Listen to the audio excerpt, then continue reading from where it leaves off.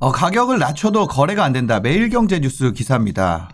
네, 전세가 10건 중에 9건이 재계약이고 지금 신규 계약이 가뭄에 콩나듯 하고 전국적으로 집값 상승세가 주춤하고 있다. 거래 건수도 줄고 매물도 늘고 그런 상황이라는 거예요. 최근에 이제 아파트 값이 상승폭이 둔화되고 있다는 뉴스는 아마 좀 부동산에 관심 있는 분들이시면은 많이 보셨을 거예요. 그렇죠. 올 하반기부터 이런 네. 뉴스들이 굉장히 많이 등장했죠. 네. 그래서 지금 한편으로는 이런 상승세 물론 오르고 있습니다만 연간 기준으로 역대급 상승이 나왔습니다. 연간 기준으로는 거의 20% 가까운 상승이 나온 상황이기 때문에 올해가 하락장이었다, 조정받았다 이렇게 얘기하기는 매우 어렵습니다만 상승의 최고점을 지나고 있다라는 얘기는 많이들 하고 있거든요. 그 부분에 대해서 의견이 어떠신가요? 네, 기본적으로 지금 이제 거래량이 감소하고 있는 가장 큰 이유가 네네. 이건 데이터를 분석해도 그렇고 그리고 실제 제가 현장에서 중개사하고도 이야기를 해봤어요. 네. 이야기해봤는데 다들 다 대출 규제다. 예, 이게 이제 어떤 데이터 분석으로 놓고 본다 하더라도 네. 지금 10월 26일 날 그 가계부채 총량 관리 방안이 발표됐잖아요. 네, 근데 네. 그 전과 후에 거래량 모습이 확연하게 이제 눈에 띄게 차이나는 모습 보이고 있고 그리고 그게 현장에서는 이제 그런 이야기도 해요. 가을철 어떤 비수기지 않느냐부터 시작해서 네. 너무 집값 오르지 않았냐. 근데 맞죠. 그래도 결론은 대출 규제다. 대출 규제로 인해서 사람들이 처음에는 이제 예산을 어느 정도 잡았죠. 근데 대출 네네. 규제의 가장 큰 것 중에 하나가 대출의 범위를 줄여버리는 거잖아요. 네네. 근데 그 예산에 맞춰서 내가 집을 사야 되는 건데 갑자기 내가 받을 수 있는 한도에 대한 부분이 있고 근데 네. 그 한도를 못 받다 보니까 이 틀어져 버린 상황이 되버리는 거거든요. 네네. 그래서 지금은 살려고 한 사람이 사지 못함으로써 거래량이 좀 감소하고 있는 이런 모습을 분명히 보이고 있고 네. 게다가 지금 이제 기준금리 대 인상도 사실 이제 어떻게 보면 가계 부채 어떤 관리 방안이 네. 대출의 어떤 범위를 말한다면 기준금리는 이제 대출 이자거든요. 네. 왜냐하면 이제 기준금리 인상이 돼버리면 대출 금리도 인상이 될 건데 사실 올 초만 하더라도 3% 중반, 3% 후반대 네. 이 정도에 대한 금리를 받을 수 있었는데 이게 2번 정도 인상되다 보니까 그래서 네. 기준금리가 1% 되다 보니까 4% 후반대까지 돼버린 거거든요. 이게. 주담대가. 예, 그렇죠. 네네. 주담대가 이제 4% 후반대가 되다 보니까 이게 지금 내가 사도 이게 감당할 수 있을까? 라는 고민들. 근데 이게 지금 현재 상황이 기준금리가 여기서 끝나는 것이 아니라 내년에도 분명히 두세 차례 분명히 인상에 대한 시그널을 분명히 보내고 있는 상황이고 네네. 계속 돼버리면 대출금리 상승폭이 결과적으로 나의 부담으로 다가오지 않을까. 이게 어떻게 보면 매수 심리를 위축하게 만들고 네. 따라서 거래량을 감소시키는 가장 큰 원인이라고 보고 있거든요. 네. 그러다 보니까 이러한 상황이 지속된다고 한다면 그러면 부동산 가격은 하락하겠죠. 지금 이제 상승폭이 둔화되고 있는 모습을 보이고 있고 네네. 어느 시점을 됐을 경우에는 이제 상승이 이제 제로가 돼서 이제 보합세가 나타날 거고 그게 이어진다고 한다면 가격이 하락할 수 있는 가능성이 커지는 거잖아요. 네. 그래서 그러다 보니까 사실 지금 현재 어떤 그 전문가들 중에서 내년에 부동산 시장을 전망했을 때 네. 가격을 하락한다라고 전망하는 사람들은 이런 현재 지금 매수 심리 위축을 가장 큰 원인으로 두고 있거든요. 매수 심리의 위축. 그렇죠. 네네네. 매수 심리의 위축에 대한 부분을 가장 큰 원인으로 두고 있는데 이제 문제는 이제 상승장 이제 네. 내년에 상승한다라고 주장한 사람들의 이제 이야기를 들어보면 네. 그러면 지금 현재는 그런데 앞으로도 이게 계속 지속될 수 있는 가능성이 있겠느냐? 그러면 이거를 반전시킬 수 있는 포인트가 무엇이겠냐에 대한 부분이에요. 네. 그게 가장 큰 부분이 이제 정책의 변화를 보고 있거든요. 정책의 변화. 예. 최근에 그런 얘기 나왔어요. 무슨 다주택자 양도세 일시적으로 완화해 준다 이런 얘기도 있었고. 그렇죠. 그것도 네. 이제 그 일환인데 네. 그걸 좀 더 구체적으로 좀 말씀드리면 정책의 변화에서 핵심 키는 일단 내년 대선이거든요. 네. 내년 대선인데 궁극적으로 어쨌든 내년 어떤 여당도 그렇고 야당도 그렇고 각 후보진들에서 가장 부동산 제일 공약은 공급이거든요. 그렇죠. 근데 공급인데 네. 공급은 개발하지 않으면 공급이 안 돼요. 네. 근데 개발은 부동산을 볼 때는 호재를 보고 있거든요.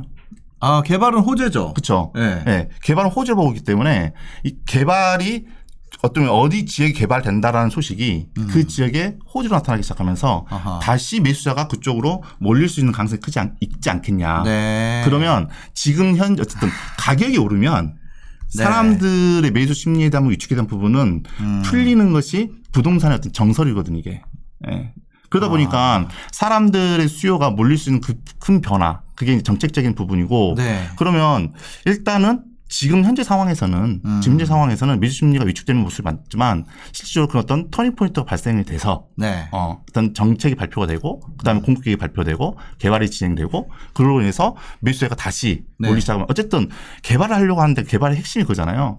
어떤 그 구도심의 개발은 재개발 재건축이 아니면 공급이 안 될 거고 그렇죠. 그다음에 신도시를 확장하는 것 같은 경우에도 택지 개발이 안 되면 네. 안 되는 거거든요. 네. 근데 그 개발이 들어간 지역 주변에 있는 사람들은 반드시 그거를 호재로 보고 있기 때문에 그래서 내년 시장을 쉽게 예측할 수 없다. 네네네. 근데 이게 어떻게 보면 이게 공격적인 입장이라 한다면 방어적인 입장으로 봤을 때 네. 방어 포인트는 그거예요. 과연 내년에 공급 물량이 많냐? 그게 아니라는 거죠. 네네. 내년 같은 경우에도 서울이 한 24,000세대 공급되거든요. 네. 그러면 연별 수요량이 48,000세대인데, 48,000 가구인데 네. 실제 그 절반밖에 입주 물량이 들어오지 않고 2024년까지 돼버리면 그때는 거의 10,000세대밖에 안 된 상황이거든요. 네. 그럼 계속해서 공급 물량이 감소하는데 물량이 감소하는데 어떻게 매매 가격이 떨어질 거며 떨어진다 하더라도 어떻게 큰 폭의 하락이 나타나겠냐. 네. 이게 이제 그들이 하는 주장이거든요. 네. 자, 여기서 어떻게 보면 저는 이번에 이재명 후보가 신의 한 수를 둔 것 같아요. 어떤 거? 그 다주택자들의 양도세 맞아요. 일시적 유예. 예. 기존 주택이 매물로 많이 나올 수 있는 그런 거잖아요. 그렇죠. 근데 물론 이제 언론에서 이야기하는 것은 이번에 종부세 맞고 보니까 이게 장난이 아니거든요. 네. 장난이 아닌데 네. 그러다 보니까 뭐 표심을 얻기 위해서 어떤 선심성 정책을 핀다 이렇게도 이야기하는데 네. 저는 신의 한 수라고 보고 있어요. 왜냐하면 만약에 이재명 후보가 당선이 된다고 하더라도 네.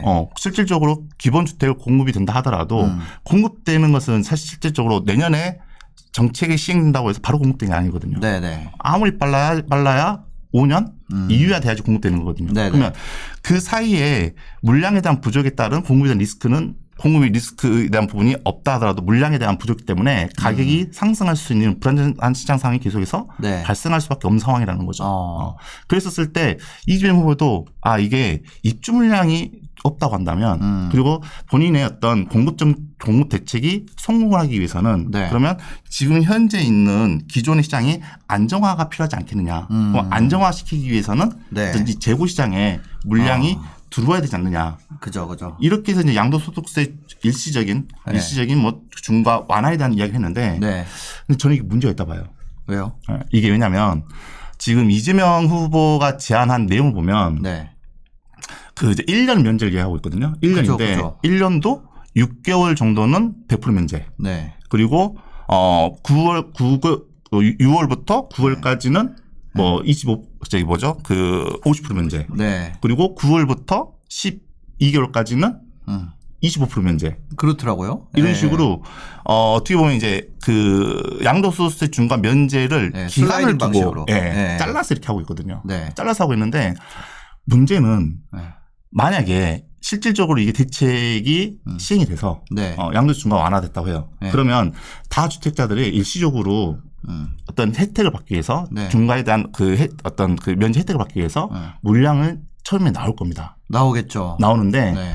과연 이거를 지금 현재 대출 규제인 상황에서 살 수 있는 사람이 얼마나 있을 거며 또 하나는 다주택자들 매물은 네. 대부분 실거주할 수 있는 물건이 거의 없어요. 없죠. 네. 새가 껴있죠. 새가 껴있는 거예요. 네. 새가 껴있는데 그러면 결과적으로 그걸 사기 위해서는 갭 투자밖에 안 되는 상황이거든요. 근데 개입을 투자를 한다고 하더라도 네. 실질적으로 개입차가 너무 커요. 왜? 이 사람이 매수하고 난 다음에 네. 양도 차익이 많이 발생했기 때문에 매도를 할 거 아닙니까? 그렇죠. 양도세가 높으니까. 그렇죠. 지금 당장 어떤 그 최근 매수했던 물건을 팔려고 하는 것이 아니라 네. 양도 차익이 컸던 물건을 매도를 하려고 할 텐데 근데 그 사이에 우리는 임대차 입법 때문에 네. 중간에 계약갱신 청구권을 한다 하더라도 5%밖에 인상이 안 되는 거예요. 네. 근데 그 사이에 매매가가 훨씬 더 많이 상승하게 된 거고. 네. 그래서 매매가 전세가 차이가 너무 크다 보니까 이걸 과연 매수할 수 있는 사람이 있겠냐는 거예요. 그런데 네. 중요한 거는 물건은 시장 나왔을 때 분명히 가격이 하락한다는 착시 현상이 나올 겁니다. 네. 매물이 많으니까. 그죠. 근데 나중에 이제 6개월이 넘어가고 9개월이 넘어가고 1년이 넘어간다 했을 경우에는 물건 내놨는데도 불구하고 팔지가 않아. 그럼 양도세 혜택을 그 사람들은 받지 못하게 되는 거죠. 그러면 결과적으로 그 종료되는 시점과 함께 그 물건을 회수할 수밖에 없거든요. 네. 회수가 되면서 다시 가격이 일시적으로 하락했던 것들이 다시 올라가죠. 다시 이제 급등해서 갈 수 있는 그죠. 가능성이 굉장히 커지는 거죠. 그렇죠. 그래서 정말 시장의 매물을 확실하게 풀려간다면 네. 저는 일시적이라는 이 말도 없애버려야 된다고 생각을 해요. 유예 기간을 굉장히 길게 두지 않는 이상은 네. 이런 한시적 대책만으로는 저는 부동산 시장을 잡기에는 한계가 있지 않을까 그렇게 보고 있는 거죠. 네. 그러니까 그거 대책 나와서 6개월 안에 세입자를 내보내야지 실거주하는 사람이 들어올 거 아니에요. 그렇죠. 그게 아니면 다주택자한테 다주택자 넘어가는 거고. 그렇죠. 왜냐면 세가 껴 있으니까. 예. 실거주하는 사람이 세 껴 있는 거 못 사잖아요. 그렇죠. 왜냐하면 이 사람들이 산다 따라도 그거 아주 나갈 수 없잖아요. 간단한 지금. 거죠. 예. 세 껴 있는 집은 다주택자 거요. 네. 그거는 뭐. 이게 실질적으로 거래가 될 수 있는 환경을 만들어줘야지 네. 세금 완화만, 특히 양도소득세 중과 일시적 완화만으로는 네. 이게 실질적인 효과, 실효성을 거두기가 쉽지 않다는 거죠. 그죠. 그러니까. 그렇습니다. 1주택자에 새 끼고 있는 사람은 이미 양도세가 12억까지 완화가 돼 있기 때문에 다주택자 타겟으로 하는 건데 새가 껴 있는 거를 살 수 있는 사람은 다주택자죠. 그렇죠. 네. 그래가지고 하여튼 그렇습니다. 뭐 1주택자라고 하더라도 사면 다주택자 돼버리니까. 네. 그렇죠. 이미 1주택자더라도 그때 네. 사면은 그렇죠. 근데 그렇죠. 네. 아니 뭐 더 얘기할 건 없는 것 같아요. 사실 6개월 안에다가 내가 아니 그냥 하나를 산다 그래도 6개월 안에 내가 잔금 계획까지 다 맞추고 뭐 이렇게 세입자랑 얘기까지 해서 한다는 거는 굉장히 어려운 일이거든요. 사실 제가 그냥 팔려고 마음 먹어서 팔려고 해도 매도해서 잔금까지 6개월 안에 끝낸다는 거는 어렵죠. 예, 실제로 집 팔아보신 분들은 아실 거예요. 예. 그렇기 때문에 이거는 사실상 뭐 몰라요. 그래서 더 얘기는 안 하겠습니다. 이게 만약에 이게 임대차 입법이 같이 좀 조정이 돼서 네. 실제 근데 그거는 못 건든다 그러더라고요. 어렵죠. 예. 그러니까 제가 만약에 예. 그렇지 않고 양도소득세에 대한 중과 완화만 네네. 진행된다 했을 경우에는 네. 그 실효성에 대한 부분이 좀 크지 않을까 보고 있고 네. 지금 또 매매뿐만 아니라 거래도 지금 현재 감소하고 있다고 하잖아요. 지금. 네, 지금 뭐 거래도 좀 감소하고 그러니까. 있는 상황이고 전세 10건 중에 네. 뭐 9건이 재계약이다. 이제 근데 이런 게 있어요. 전세에 대해서도 내년에 아까 얘기해 주셨던 부분 중에 이제 개발 이슈로 내년에 좀 상승세가 있을 수 있을 가능성이 있다 이런 얘기를 해 주셨는데 그럼 내년에는 기존 주택보다는 뭐 재개발 재건축이라든지 택지 쪽 뭐 땅 투자라든지 이런 게 좀 메리트 있는 장이 되지 않을까 이런 활성화될 수밖에 없죠. 그렇죠. 그렇죠. 왜냐하면 지금 기본적으로 그러니까 정부의 정책 방향에 따라서 부동산 시장이 움직이게 돼 있거든요. 네. 근데 그게 공급이고 그게 네. 개발 정책으로 간다고 한다면 재개발 재건축이라든지 아니면 택지 중심의 시장 상황이 발생할 수밖에 없고 또 택지가 개발되는 지역 인근에 는 어떻게 보면 택지가 들어오면서 인프라 확충이 돼버리는 거잖아요. 네. 그걸로 인해서 또 호재가 발생하는 거라고 생각하고 있고 네. 주변에 있는 사람들의 매물은 거두들기 시작할 거고 이런 어떤 악순환이 계속될 수밖에 없는 상황이 발생할 수 있는 거죠. 네. 알겠습니다. 근데 이런 상황도 있어요. 기존 주택 시장 같은 경우는 좀 부담이 될 수 있는 게 지금 전세가율도 하락하고 있다고. 원래는 이제 전세냐 매매냐 선택을 한다 그랬는데 시멘님의 의견도 궁금합니다. 네, 시멘님 네. 다른 거 준비하고 계신 것 같은데요. 아니요. 그 전에 좀 전에 뉴스에 네네. 대해서 잠깐 말씀드리고 싶은 네네네네. 부분이 이제 유동성이 줄어드는 부분 대출 규제 자체가 수요를 줄였다라고 지금 이야기를 하고 그 수요가 줄어드니까 투자 네. 심리가 같이 죽고 그게 매수 심리가 죽는다라는 이야기를 하고 있는데 네. 그래서 상승세가 줄어든다라는 그 타겟 지역이 네. 너무 서울로만 집중되고 있다라는 말씀을 저는 또 한 가지를 드리고 싶어요. 어떤 얘기죠? 그게 상승세가 줄어든다는 말이 네네. 더 이상 오르지 않는다. 즉 수요가 붙지 않는다라는 부분을 네. 계속해서 강조를 하는 뉴스가 나오고 있는데 뉴스가 나오죠. 그 지역이 서울로 굉장히 많이 집중이 되어 있다는 거죠. 서울에 관련된 뉴스들이 계속 나오고 있다. 그렇죠. 네. 대출 규제라는 건 서울에만 적용되는 것이 아니라 전국에 다 적용되는 것이잖아요. 맞죠. 그 규제가 적용돼야 되면 그럼 전국에 있는 집값이 다 내려야 되는데 네. 또는 상승세가 없어야 되는데 네. 지금 창원, 마산, 진해, 강원도의 강릉, 그다음에 충청도의 청주, 수도권에도 평택, 오산 등은 계속해서 네. 매가가 올라가고 있습니다. 맞죠. 그 이유가 유동성이 다른 데로 흐른다라는 걸 의미하는 거예요. 한 가지 우리가 살펴볼 점은 네네. 과거에 9억 이상의 물건의 대출이 규제가 됐을 때 네. 서울 외곽 지역에 있었던 6억대의 아파트 가격이 어떻게 되었는가를 한번 생각해 볼 필요가 있다고 생각합니다. 그죠? 예. 지금 이제 DSR 기준으로 왔을 때 평균 한 연봉 4천 5천 정도 되시는 분들이 네. 살 수 있는 규제 지역의 아파트가 약 5억 원대 그리고 지방에는 약 3억 원대의 아파트 정도가 네. 대출을 풀로 받을 수 있는 집이라고 판단이 되는데 네, 네, 네.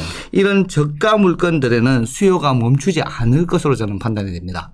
그래서 서울이 어느 정도는 횡보하는 사이에 그 유동성은 지방으로 흐르고 네. 그 지방에 있는 LTV가 70% 또는 1주택자의 경우에 60%까지 나오는 그런 물건에 네, 수요가 네. 더 많이 붙으면서 오히려 풍선 효과가 일어날 것이다 라고 저는 판단을 하고 있는 부분이기 네. 때문에 이제 집을 수요를 하시는 분이 서울에만 수요를 하시는 건 아니잖아요. 그죠. 지방에도 수요를 생각하고 계시는 분이 계신다면 네. 오히려 그 풍선 효과가 와서 내가 접근하기가 더 힘들어질 수 있다라는 부분도 네. 추가적으로는 조금 생각을 해봤으면 좋겠고요. 아하. 좀 전에 대선의 영향이 분명히 있다라고 말씀을 하셨는데 네. 그중에 추후에 DSR의 완화 가능성도 지금 이야기가 되고 있는 부분이 DSR 있습니다. 완화. 네네. 네. 역시나 대선을 앞둔 상태에서 여론을 생각한 정책적인 변화의 가능성이기 때문에 네. 그 가능성도 조금은 지켜봐야 되지 않나라는 생각이 개인적으로는 있고요. 네. 지금 대출이 멈춰진 상태에서 결국 투자자가 붙기에는 결국 전세가가 많이 올라주면서 캡이 붙는 상황. 그래서 세입자들도 돈 조금만 더 보태면 집을 살 수 있는 상황이 돼서 네. 세입자가 매매로 돌아선 수요도 생겨야 되고 한데 네, 네, 네. 지금 말씀하신 뉴스에 보시면 이제 전세가 지금 9건 이상이 네. 이 쉽게 말하면 갱신권이기 때문에 네. 지금 실제적인 거래가 되지 않고 있다. 전세 가격이 지금 안정되고 있다. 전세 네. 공급이 늘어나고 있다라고 네. 지금 이야기를 하고 있는 상황이잖아요. 전세 매물이 계속 늘어나고 있다는 거죠. 여기 기사를 보면은 전세 매물이 서울 수도권 같은 경우 5만 건을 넘어섰다. 네. 이게 뭐 과거에 없던 건데 그죠? 문제는 보통 이제 지금 4만 6천 건에서 지금 5만 1천 건까지 매물이 나왔다는 거예요. 네. 세입자가 지금 이제 금리를 이용해서 그러니까 대출을 이용해서 내 집을 마련하지 않는 이상 네. 가장 유리한 방법이 계약갱신 청구권을 쓰는 겁니다. 사실은. 그죠. 이미 다른 집과 가격 차이가 너무 많이 나는 상황에서 옮겨가지 않고 계약갱신 청구권을 쓰려고 하는 건 당연한 사항입니다. 그런데 지금 공급이 늘어나고 있는 그 양에 비해서 네. 수요가 줄어들고 있는 양이 더 크기 때문에 아직까지는 그 비싼 전세로 갈아탈 수 있는 수요가 적기 때문에 네. 심리가 전세 심리조차도 줄어드는 것으로 보이지만 네. 추후에 그 신규 주택으로 전세를 들어갈 수밖에 없는 사람들 네. 그 말은 이미 계약갱신 청구권을 써서 네. 추가로 계약갱신 청구권을 쓰지 못하는 네. 사람들이 나오는 시점에 네. 공급이 변하지 않는 상태에서 수요가 다시 늘어날 수 있다는 부분을 지금 생각을 해야 되는 부분이고 어찌 보면 갭 투자를 하시는 분 또는 네. 이제 세를 놓고 계시는 분들은 어차피 그 부분을 다 생각을 하고 있기 때문에 네. 공실 기간이 조금 늘어난다 하더라도 전세 가격을 줄이지 않아요. 낮추지 않아요. 근데 이런 거 있죠. 계약갱신 청구권 쓰고 네. 이제 다른 데 옮기려면 옮기잖아요. 그렇죠. 그러면은 이제 뭐라 그래야 될까요? 그 전에 있던 것도 전세 매물로 나오게 되는 거잖아요.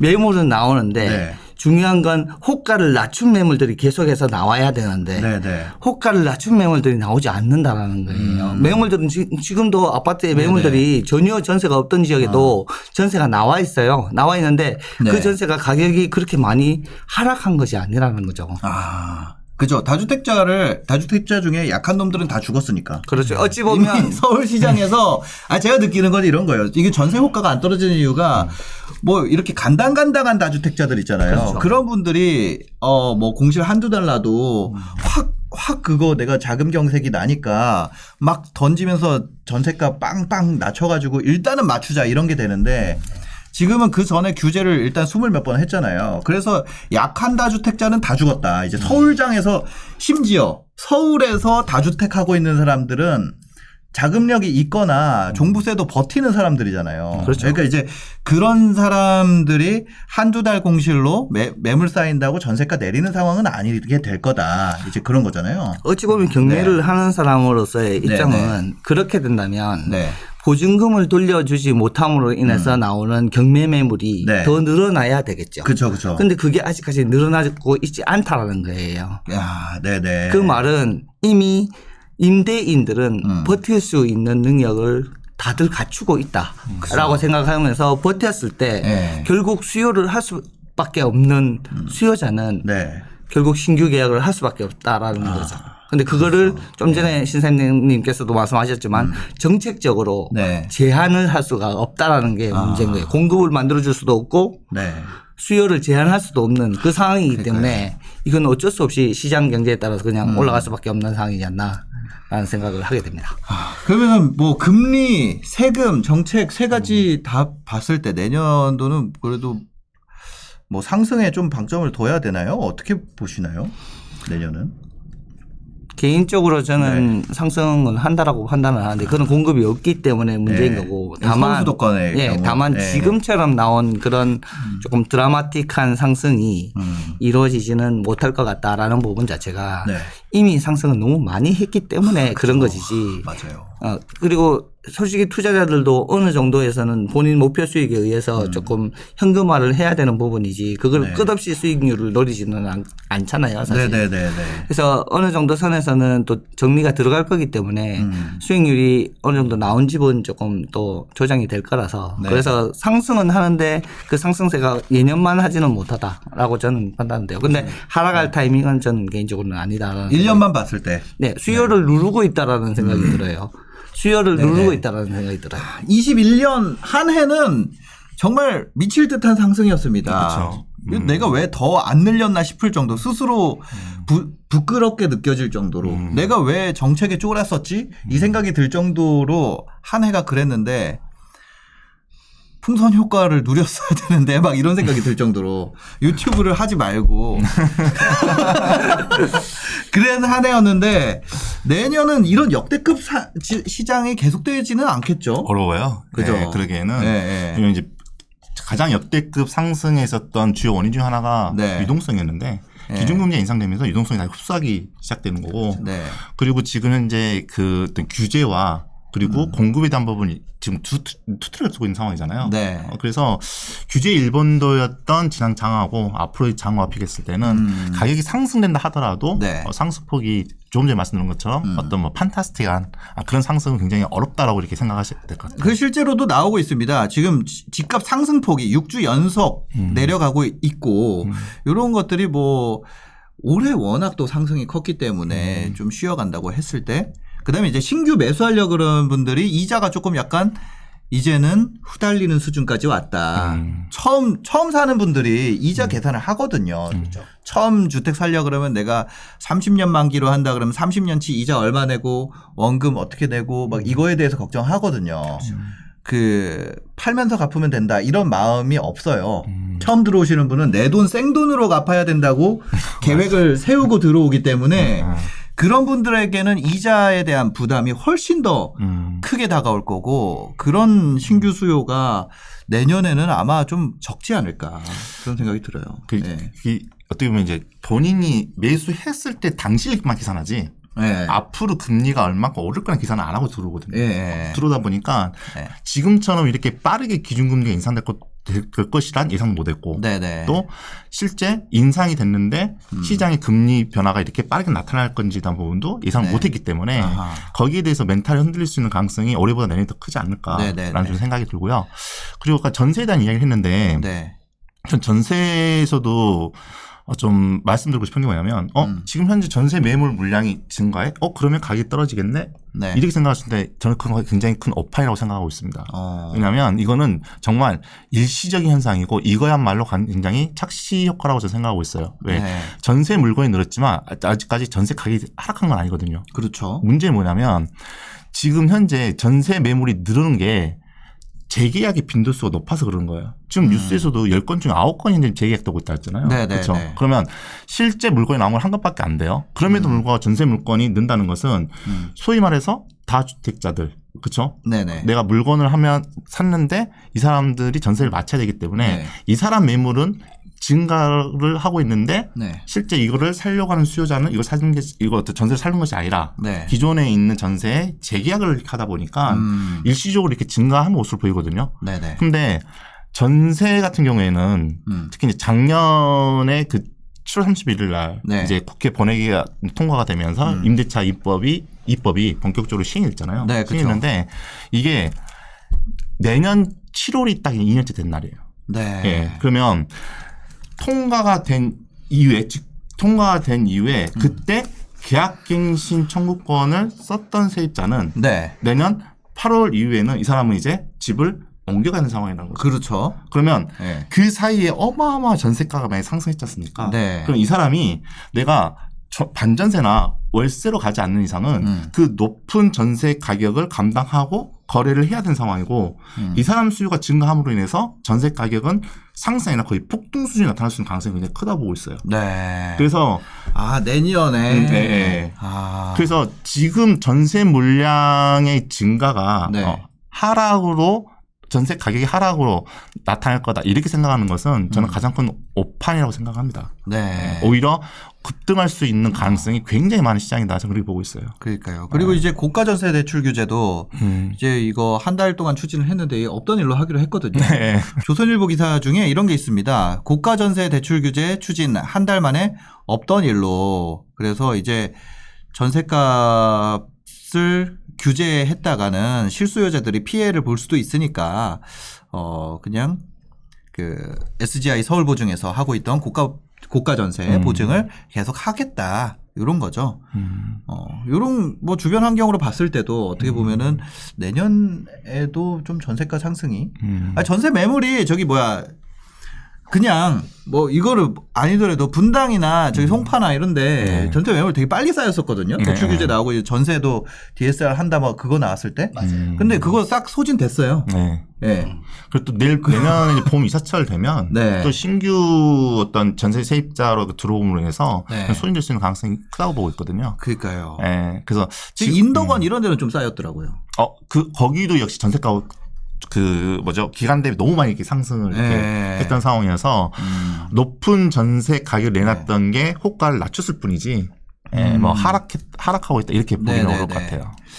그렇습니다. 뭐 실제로 가보면은 시장 상황은 뭐 전세 매물이 이제 막 골라갈 수 있고 이런 상황은 아니에요. 그러니까 이거 기사만 보고 실제 그 임장 가서도 그런지 내가 전세 구하려는 집이 있는지 이렇게 가보면 없는 경우가 많고 그렇습니다. 지금 현재 뭐 그런 생각이 들걸요. 가서 봤는데 네. 물건이 있네. 너무 비싸네. 못 사겠네. 끝.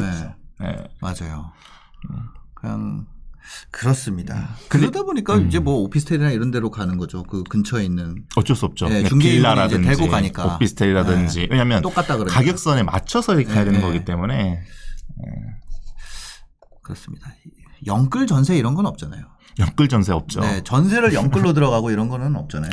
네. 전세를 연끌하려고 하면 사람들이 차라리 반전세나 월세로 가거나 그러니까요. 아니면 근데 전세 같은 경우에는 네. 궁극적으로 이게 연끌의 심리가 연끌 통해서 내가 갖고 있는 자산이 매매 가격이 상승한다는 기대 가능성 때문에 하는 거잖아요. 네네네. 근데 전세는 가격이 상승한다는 기대 가능성이 없잖아요. 그렇죠. 그러다 보니까 연끌 단어를 갖고 끌어쓰기에는 저는 문제가 있지 않을까 싶고. 전세는 집값이 오르면 손해잖아요. 오르면 손해죠. 오르면 오를수록 근데 손해죠. 내려도 손해 아니에요? 내렸을 경우에는 이제 그렇게 생각하는 거죠. 그러니까 내가 전세 세입자만 이렇게 살고 있었으면 문제지 않는데, 네네. 예를 들어서 내가 만약에 그때 전세 살지 않고 네. 그 시점에 내가 아파트를 매수했다라는 가정하에 본다면 떨어지는 만큼 나는 피해갔네. 심리적으로 그렇게 생각하는 거죠. 이제 본인이 사지도 않았으면서. 그러니까. 그렇게 생각하는 거죠. 아무 그거 없는 거잖아요. 없는 거죠, 사실. 생각의 행복이잖아요. 그렇죠. 똑같잖아요. 나는 전세 살고 있는데 저 사람은 집을 샀고 매매가 올랐어. 네. 그러면 내 스스로 난 벼락거지 이 생각하는 것처럼 생각의 힘듦이구나. 상대론이죠. 네, 상대성 이론이죠. 그렇습니다.